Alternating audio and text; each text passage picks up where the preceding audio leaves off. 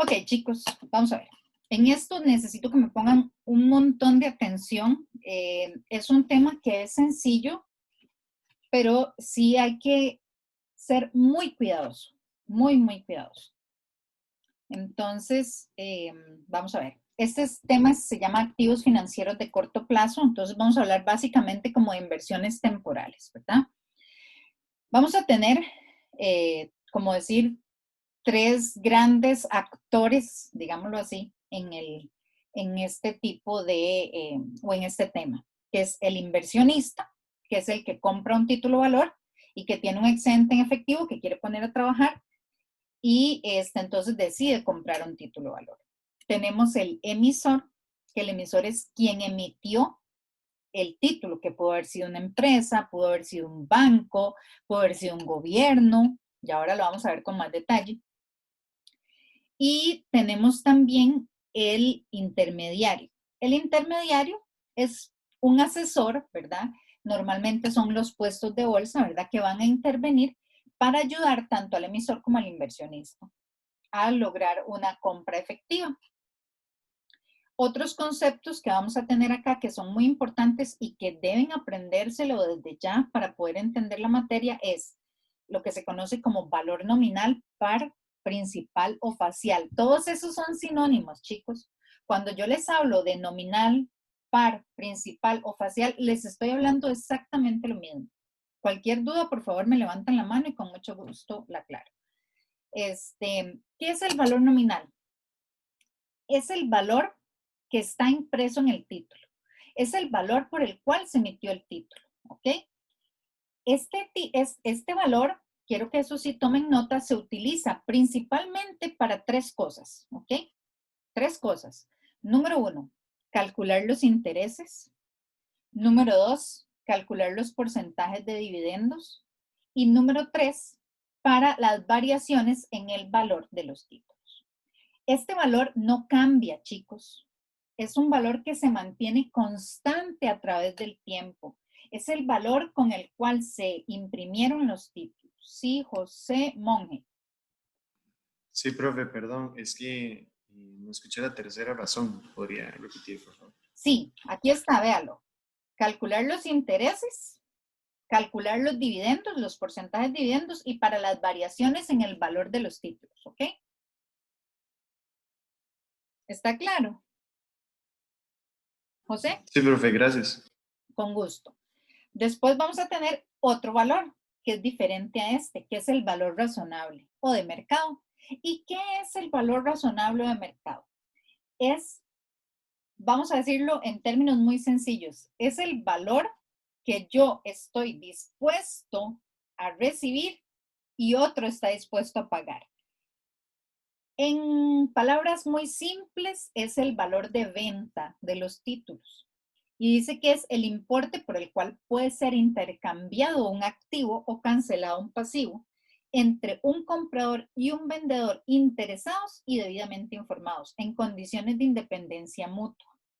Entonces, chicos, ¿qué es el valor razonable o valor de mercado? Por ejemplo, puede que yo compre un carro y lo saqué de agencia y digamos que el carro me costó 15 millones de colones. Entonces yo saqué el carro de agencia y en ese momento costó 15 millones de colones. Pero resulta que al año de ese carro, aunque sigue siendo un muy buen carro y está muy nuevo, el carro se devaluó ya muchísimo.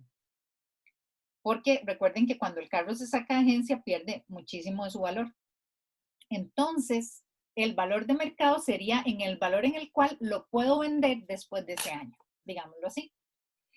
Entonces, por ejemplo, les voy a poner un ejemplo que es típico. Pensemos en las acciones de Apple, que son un título valor.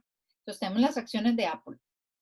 Y las acciones de Apple, el valor nominal es de $20, pero se cotizan en el mercado hasta en $600, por ejemplo.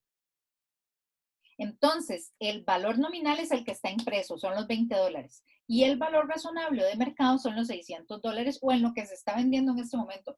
Les estoy hablando, desconozco en cuánto está ahorita las acciones y no hace tiempo no reviso nada de eso, pero este, sí, Sahira, dime. Profe, ahora que menciona usted las acciones, ¿cómo es que funciona eso, el mercado de las acciones, creo que se llama? Que Sí, se compran y se venden. ajá, bueno, nosotros vamos a ver algo aquí un poco sencillo de cómo se ven las transacciones. No quisiera ya entrar en esa parte, aunque la conozco, Sahira. Ujú. Este, no es tema del curso, ¿verdad? Eso ya lo van a ver cuando lleven finanzas. ¿Ok? Ok, ok, Entonces, gracias. mejor. Por ejemplo, vean, sí, perdón, es que antes, es que hubo una cosa ahí que pasó con Apple que se llama un split de acciones, después lo van a conocer ustedes y lo van a saber. Pero las acciones de Apple antes, el valor nominal era $100 y se cotizaban en la bolsa en $600. Posterior al split de acciones, eh, ¿qué se hizo? Que es como una división del precio. Las acciones quedaron con un valor nominal de $20 cada uno y, por ejemplo, para hacerles un ejemplo, ahorita me puse a buscar, las acciones hoy se están cotizando en $115, ¿ok? Para que tengan un aproximado. Entonces, como se están vendiendo hoy en $115, ese sería el valor razonable de mercado. Y el valor nominal es el que está impreso en la acción. ¿Está clara esa diferencia, muchachos? Déjenme saber que está clara la diferencia entre valor nominal y valor razonable. Sí, José Monge. Profe, pero entonces, digamos, para llevarlo tal vez un poco más a la vida cotidiana, lo que usted menciona, el valor nominal es lo que viene en el papel per se y el razonable del mercado, o sea, ya hay situaciones que lo afectan, sube, Correcto. baja, o... Exactamente, exactamente. Y es que el mercado de valores mm, vamos a ver, se mueve por supuestos, ¿verdad? Entonces, o por hechos, cosas que sucedan. Por ejemplo, cuando sale un nuevo iPhone, entonces las acciones de Apple suben inmediatamente porque se sabe que van a empezar a vender y vender y vender y vender. Pero resulta que un iPhone le explotó a alguien en la cabeza. Entonces, en ese momento, ¿qué va a pasar con las acciones? Van a bajar y bajar y bajar porque entonces dicen, no, ahora los van a demandar y entonces van a perder plata. ¿Me explico? Sí, José. Sí, claro, claro, profe. Este Ahorita, es di, un los que tema tienen... fascinante. A mí me encanta. Ese es el que yo doy cuando doy maestría, entonces hablo de eso, pero no quiero entrar en eso para no. Profe, Para, seguro que la gente que tenía de Zoom desde antes de la pandemia ahorita está millonaria, diría yo no sé. por supuesto, imagínense la gente que tenía acciones de Zoom. Antes era así como una aplicacioncilla así que nadie usaba, ¿verdad? Post pandemia y ha tenido es un boom, ¿verdad? Igual no crean también Skype y Teams también, que es de Microsoft. Ok, chicos, seguimos. Después tenemos los costos de transacción. ¿Qué son los costos de transacción? Son las comisiones que se le pagan precisamente a quienes, a estos intermediarios que vimos por acá. ¿Ok? Entonces, los costos de transacción se conocen como costos de corretaje o costos por comisiones y son precisamente esos honorarios o porcentajes que se les pagan a estos intermediarios. ¿Ok? Seguimos. Tenemos mercado primario o secundario. En el mercado primario es cuando usted compra los títulos de primera mano. Por ejemplo, cuando yo voy al banco y le digo, voy al Banco de Costa Rica, le digo, vea, es que yo quiero hacer un certificado de inversión a plazo de $1,000. Entonces el banco me dice, claro. Entonces usted deposita los $1,000 y ellos le dan el papel y le dice, ok, aquí está su certificado de depósito a plazo de $1,000 que va a ganar una tasa de interés del 6% anual, por ejemplo. En ese caso, yo me moví en el mercado primario. ¿Por qué? Porque fui y hice la transacción directamente con el emisor, que es el banco. ¿Ok? Ahora, ¿cuándo se dan las transacciones en el mercado secundario? Cuando yo compro acciones, por ejemplo, para seguir con el mismo ejemplo, compro acciones de Apple en la bolsa de valores. Yo no le compré directamente a Apple. Las acciones no se emitieron hoy, son acciones viejas. Entonces, normalmente son transacciones, ¿verdad? Que sean posterior a la emisión del título. ¿Ok? Puede que tenga años circulando.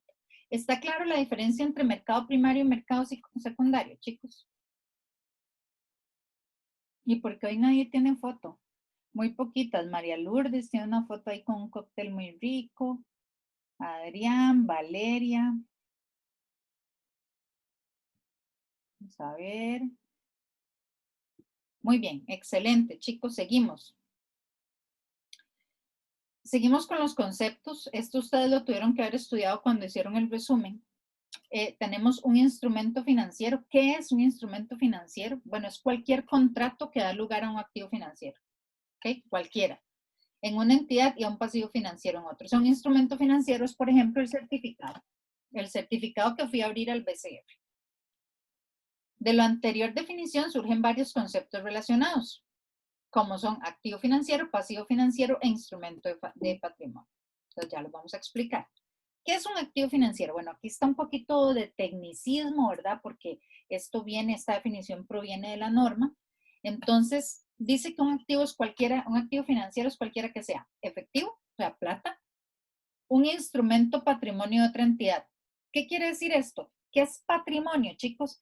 Es el capital de una empresa.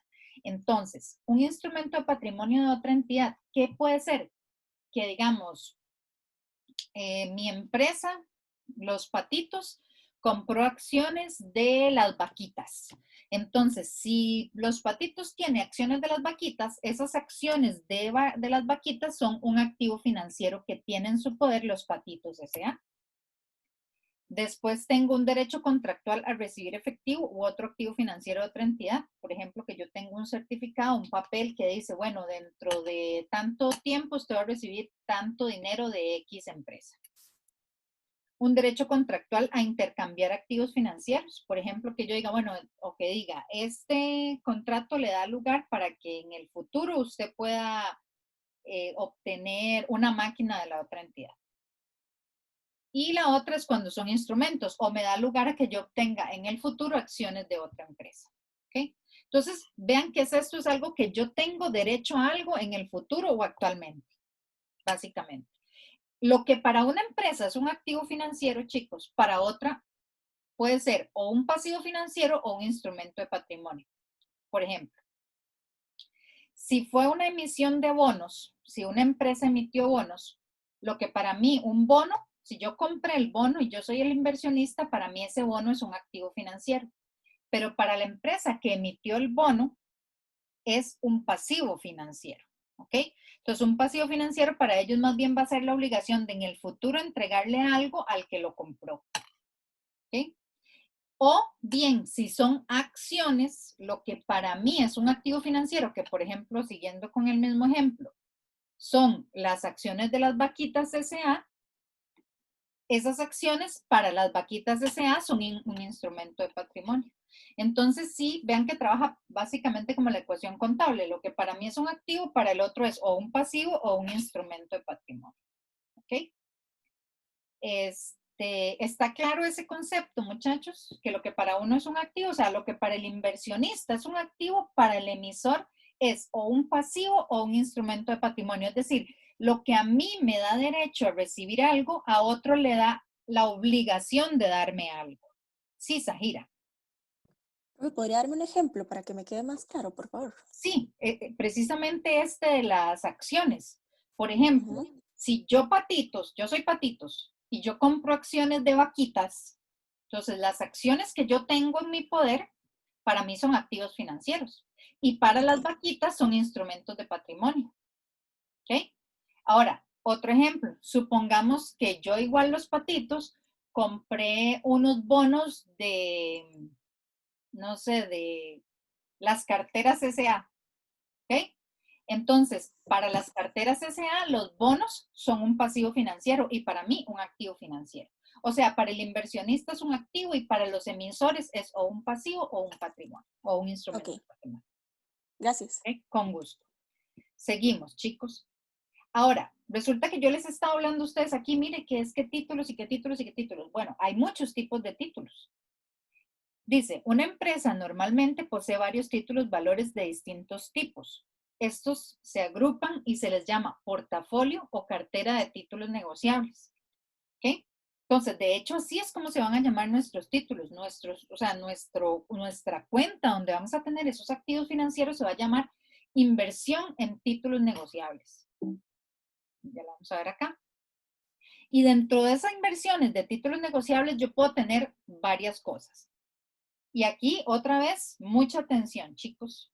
Existen títulos de deuda y títulos de participación. los títulos de deuda, ¿verdad?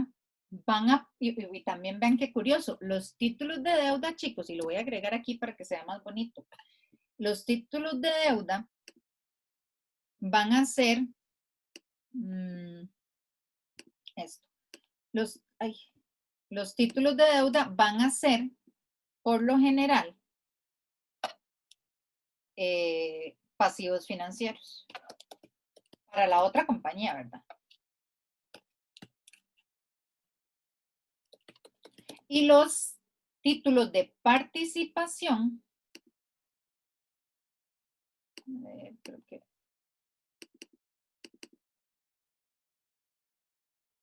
y los títulos de participación, chicos, van a ser instrumentos de patrimonio.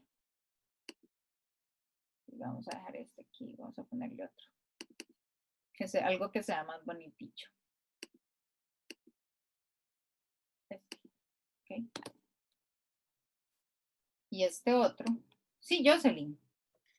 Profe, los instrumentos de patrimonio es como capital. ¿Cómo qué, perdón? Capital. Sí, claro, son acciones de otra compañía. Ok.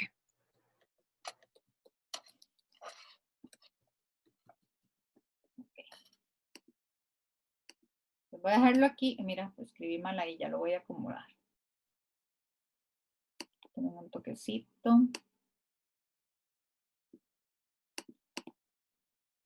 Listo. Ok, muy bien. Entonces, los títulos de deuda, a diferencia de los títulos de participación, es que los títulos de deuda pagan intereses. Entonces, ejemplos de títulos de deuda. Tenemos certificados de inversión, depósitos de inversión a plazo, bonos o los bondes. Los bondes son bonos de desarrollo. Los bonos pueden emitir los países. Por ejemplo, ustedes han estado yendo ahorita que estamos con este problema fiscal en el país, hemos estado yendo a hablar de bonos del gobierno o de los eurobonos, ¿verdad? Entonces, los bonos los puede emitir una empresa o los puede emitir un país también. ¿Ok? Tenemos también los títulos de participación. Los títulos de participación son patrimoniales, exactamente, entonces nos pagan dividendos. Y esos títulos de participación normalmente vamos a tener dos tipos, que son las acciones comunes y las acciones preferentes. ¿Cuál es la diferencia entre uno y otro? Bueno, las acciones comunes forman parte de, ¿verdad? Son el capital social de una compañía y nos dan derecho a voto. Y algo que es muy particular es que no siempre reciben dividendos. O sea, ellas van a pagar dividendos cuando quieran, pero no es algo obligatorio. ¿Por qué? Porque el tener una acción común de una empresa me hace un poquito dueño o dueña de esa empresa. ¿Okay? Entonces yo tengo derecho a votar en las juntas de accionistas, pero no necesariamente tengo que recibir dividendos. Ahora bien, si la compañía decide repartir dividendos, pues sí voy a tener dividendos. Y las acciones preferentes no me hacen dueño. Entonces, como no me hacen dueño, no tengo derecho a voto, y además de que no tengo derecho a voto, entonces usted dice, entonces, ¿para qué voy a comprar una acción preferente? Bueno, las acciones preferentes sí deben recibir un dividendo de manera periódica. Entonces, por ejemplo, las acciones preferentes pueden decir, recibe dividendo semestral del 5% del valor nominal, por ejemplo. Entonces, si el valor nominal de las acciones son $200, entonces ustedes hacen, ok, $200 por el 0.05% quiere decir que me da $10 cada semestre. ¿Ok? Entonces sí van a recibir dividendos periódicos. ¿Está clara la división, chicos, entre títulos de deuda y títulos de participación? Profe, soy Mario, perdón Sí. por levantar la mano. Dime. Lo de pasivo financiero e instrumentos de patrimonio, o sea, ¿para quién es? ¿Para quien emite el título de deuda? Para el emisor. O sea, para el emisor, un título de participación es un instrumento de patrimonio. Y para el emisor, un título de deuda es un pasivo financiero. Pero para mí, inversor, ambos, cualquiera de todos son activos financieros. Ok. Y los dividendos, entendí que, por ejemplo, hay un plazo, por ejemplo, sea semestral, anual, etcétera. ¿Y los intereses cómo es? Que no entendí bien. Los intereses van a depender del título. Por ejemplo, un certificado puede pagar intereses anuales o puede ser semestrales o puede ser trimestrales. Siempre, cada uno de los títulos de deuda debe tener sus condiciones establecidas. Ok. Entonces, entre un interés y un dividendo, ¿hay alguna diferencia? ¿Entre un qué y un qué? Perdón, entre un interés y un dividendo.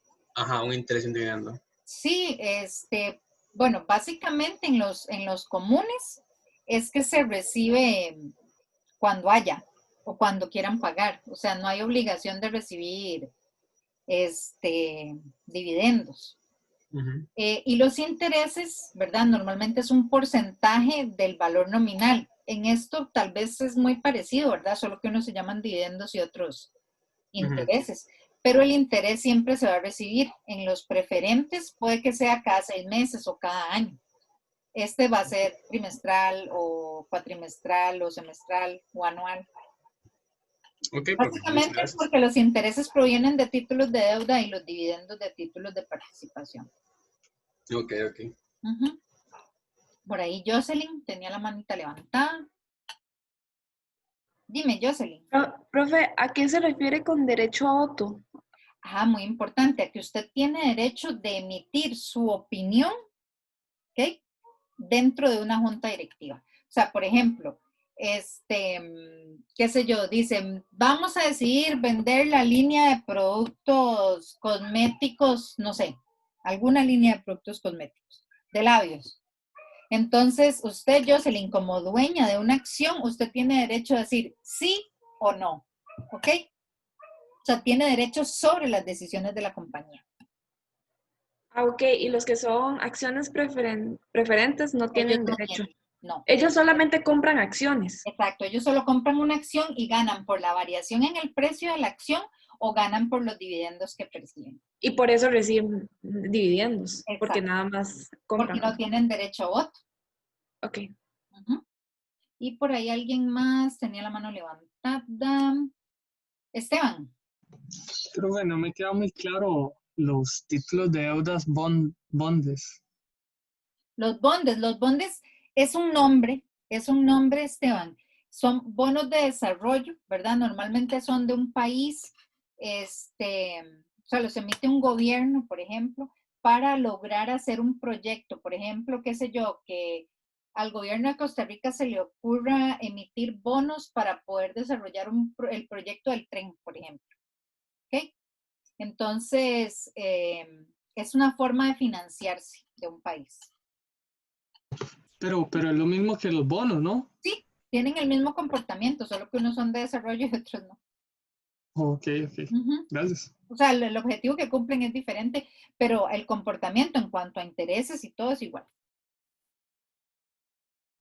¿Alguien más?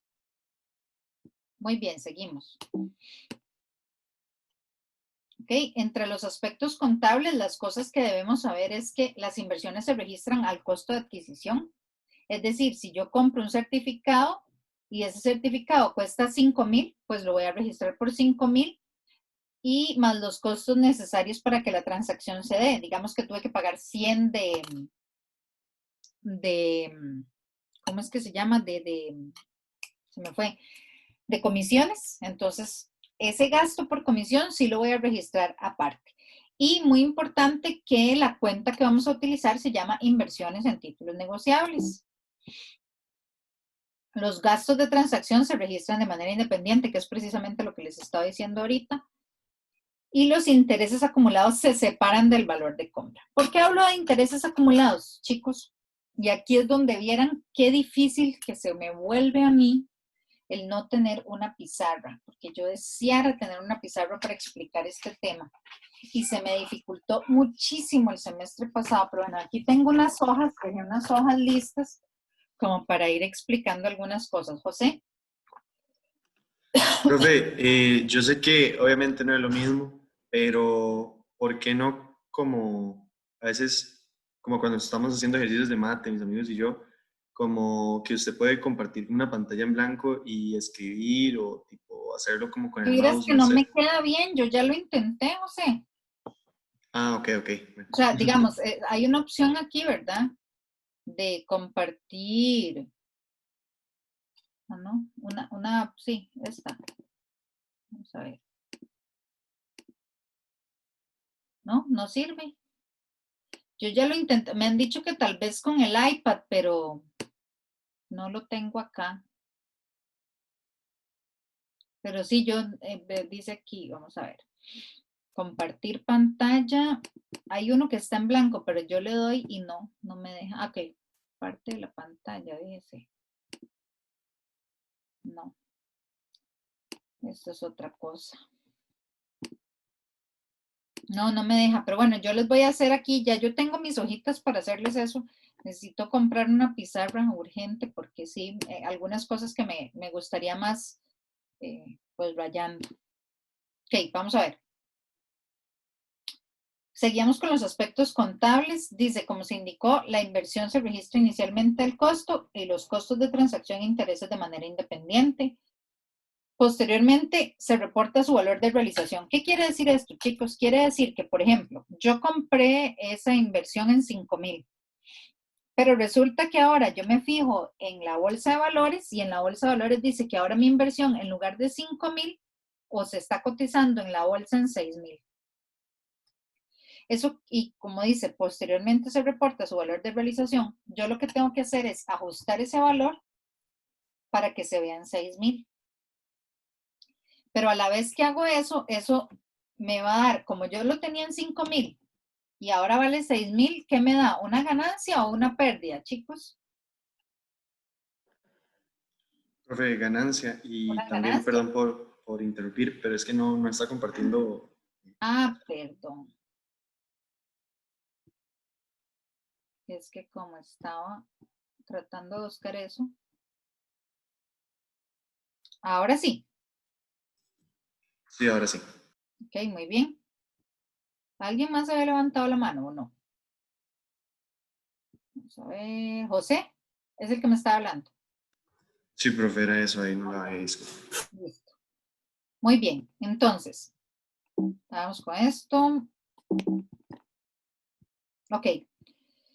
Eso cuando el valor varía, o sea, cuando o sube o aumenta, eso va a generar ganancias o pérdidas. Esas ganancias o pérdidas se llaman ganancia no realizada o pérdida no realizada. ¿Y por qué no realizada, muchachos? Porque el hecho de que varíe el valor no quiere decir que yo reciba ese dinero. O sea, eso se va a materializar en el momento en el que yo venda el título. Pero si, por ejemplo, yo compré una acción de Apple hace 1000 años y costaba $20 y hoy vale 115, como lo vimos ahí, eso implica para mí una ganancia no realizada de $95, pero no es ganancia no realizada porque yo no estoy recibiendo ese dinero. Estas ganancias o pérdidas no realizadas van a ir en la sección de otros ingresos u otros gastos. Obviamente las pérdidas van a ir en otros gastos y las ganancias en otros ingresos. Después tenemos que el ingreso por intereses o por dividendos, así como las ganancias o pérdidas en venta. Digamos, veamos este otro ejemplo rápido. Si yo tengo un certificado que me costó 5,000 y hoy lo vendo en 4,000, ¿eso me da una ganancia o una pérdida, chicos?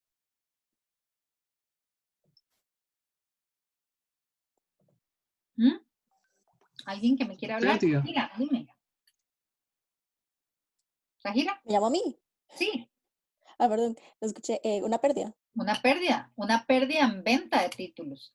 Entonces, cuando ya se da la venta, chicos, ahí sí vamos a tener o una pérdida en venta o una ganancia en venta.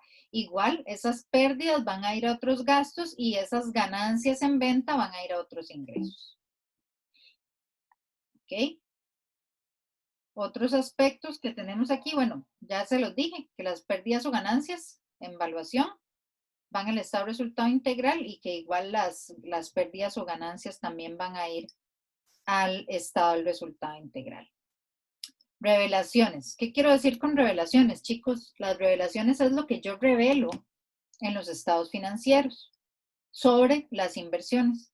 ¿Y qué es lo que tengo que revelar? Tengo que revelar, la naturaleza y la dimensión del instrumento, o sea, qué tipo de instrumento es, cuáles son sus condiciones, cuál es el grado de incertidumbre acerca de este título valor. Las políticas contables que utilizo para registrar el cambio en el valor de realización. Por ejemplo, yo puedo decir, bueno, yo me baso en los datos de la Bolsa de Nueva York para determinar los aumentos o disminuciones. Los supuestos que utilizo para estimar el valor de realización, ¿verdad? Si no lo puedo encontrar directamente, bueno, se hace según esto y esto y esto. Todo eso lo tengo que revelar en las notas. Y una descripción de los objetivos y las políticas financieras de administración de riesgo. Cómo mi compañía administra el riesgo de inversiones. Por ejemplo, puede que una de las políticas para administrar el riesgo sea que va a tener un 50% en títulos de deuda y un 50% en títulos de participación. Y que además de eso, de los títulos de participación, se va a invertir solo en X tipo de compañías. Por ejemplo, eso puede ser una forma de administrar el riesgo. ¿Ok? Dice que los ingresos por dividendos se registran cuando son declarados por la empresa emisora de los títulos. Entonces, por ejemplo, si dicen, sale un anuncio y dice, la compañía, qué sé yo, la Florida, va a repartir dividendos a los accionistas que tengan acciones a tal fecha y son pagaderos en tal otra fecha. En ese momento, si yo soy poseedor de una acción, pues entonces yo puedo poner dividendo por cobrar contra ingreso por dividendos. Nosotros habíamos visto la otra parte, ¿verdad? Donde más bien era dividendo declarado contra dividendo por pagar. Pero eso es cuando uno es el que está pagando los dividendos. En el caso que más bien yo soy el inversor, yo los voy a recibir. Entonces el asiento que procede es dividendo por cobrar contra ingreso de dividendos. Y en el caso de los intereses se van registrando conforme se ganan. Por lo general se van haciendo ajustes mensuales, ¿verdad? De los que se ganen. Y se van cerrando cuando se cobran. Entonces yo voy haciendo más bien interés por cobrar contra ingreso de intereses, interés por cobrar contra ingreso de intereses. Y cuando ya llega el día de pago, pues yo hago efectivo contra el interés por cobrar. Ya ahora, esto ahorita lo estoy viendo muy rápido para cubrir la parte teórica, pero ya casi nos vamos a poner a hacer una practiquita bien detallada. Muy importante el asunto del interés simple, ¿verdad? Sí, Jocelyn. Profe, ¿usted ya explicó qué eran intereses acumulados? El interés acumulado es una forma de decir interés por cobrar, Jocelyn. O sea, es que en algunos momentos o algunas empresas utilizan la cuenta interés acumulado por cobrar y otras utilizan la palabra interés por cobrar simplemente, pero son sinónimos una cuenta de la otra. Ok. El interés simple, bueno, ya nosotros lo habíamos visto, se calcula capital por la tasa de interés por el tiempo. Siempre recordar que el interés y la tasa tienen que estar en las mismas condiciones. Es decir, si yo tengo aquí una tasa anual, tengo que dividirla entre días o meses para obtenerla según lo necesite. Entonces, una tasa anual la debo dividir entre 12 o dividirla entre 360, dependiendo cómo sea el tiempo.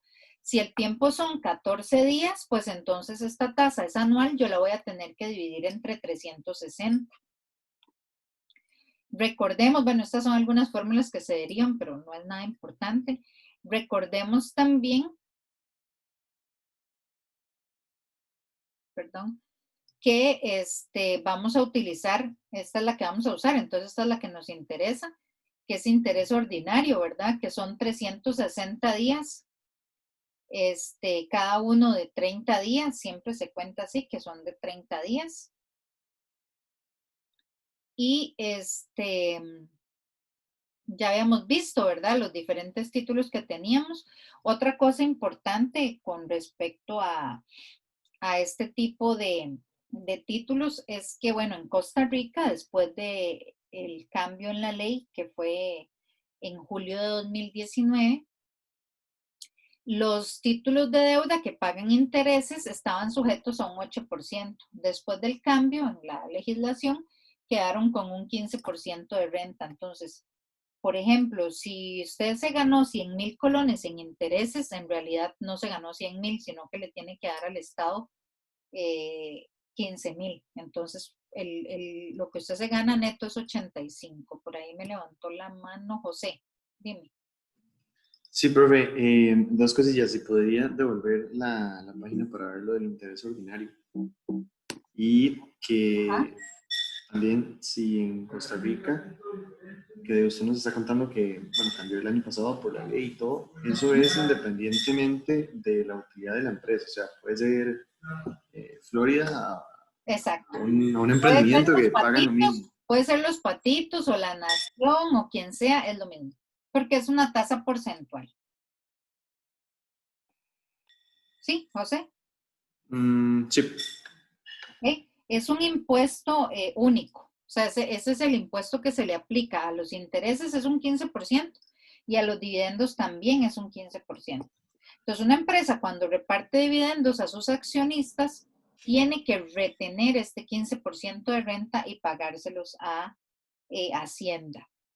Esto por eso se habla mucho de los problemas de evasión y que no se da bien la recolección de los impuestos actuales, precisamente porque casi nadie lo paga.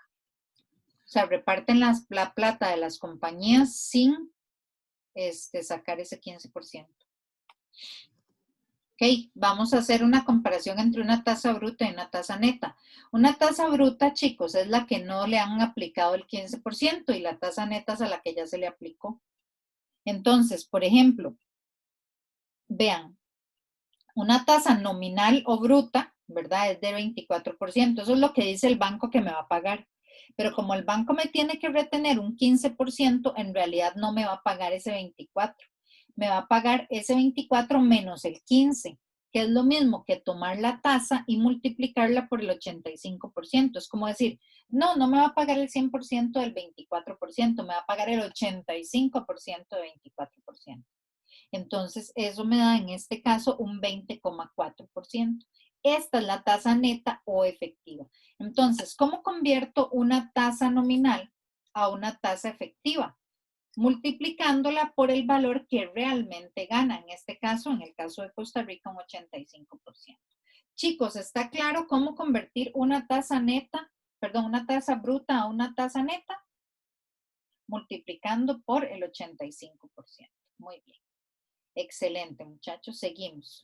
Yo creo que por aquí voy a ir quedando antes de arrancar ya con el ejercicio. Ajá. Entonces, vean, vamos a ir al receso. Tómense un cafecito y todo y volvemos a las 3 mejor. Les voy a robar hoy 2 minutos porque tenemos mucho que hacer. Entonces, vamos a